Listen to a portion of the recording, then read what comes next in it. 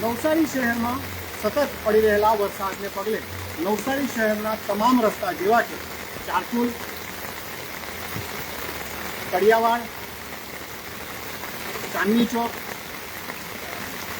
Ring road સહિતના તમામ વિસ્તારો, મોટા બજાર હોય કે તમામ વિસ્તારો હોય, કુંભારવાડ હોય, હાલ જે આપણે ઊભા છે કુંભારવાડ વિસ્તારમાં ઊભા છે. કુંભારવાડ વિસ્તારમાં તમે જોઈ શકો છો જળસ્તરની સપાટી વધી ચૂકી છે અને લોકો ઓટલા પર બેસવા માટે મજબૂર બન્યા છે. ત્યારે સીધા તમે દ્રશ્યો જોઈ શકો છો, જે પાણી ભરાવાની સમસ્યા છે, ઘણા વર્ષોથી આ વિસ્તારમાં સમસ્યા છે. એને લઈને નવસારી મહાનગરપાલિકા દ્વારા પ્રી મોન્સૂન કામગીરી કરવામાં તો આવી હતી, પરંતુ ક્યાંક ને ક્યાંક જે પ્રી મોન્સૂનની કામગીરી છે તેની પોલ ખુલી જવા પામી હતી. પરંતુ જોવા જેવી બાબત એ છે કે નવસારી શહેરના મુખ્ય માર્ગો હોય તેના પર પાણી ફરી વળ્યા છે. ત્યારે સીધા તમે દ્રશ્યો જોઈ રહ્યા છો, જે દ્રશ્યો તમે જોઈ રહ્યા છો, લોકો ઘૂંટણસમા પાણીમાં જવા માટે મજબૂર બન્યા છે. સીધા તમે દ્રશ્યો જોઈ રહ્યા છો, પાણી વરસાદની મોજ માણવા માટે લોકો નદી બહાર નીકળી પડ્યા છે. સાથે જ વાત કરીએ તો નવસારી શહેરની પૂર્ણા નદી બે કાંઠે વહી રહી છે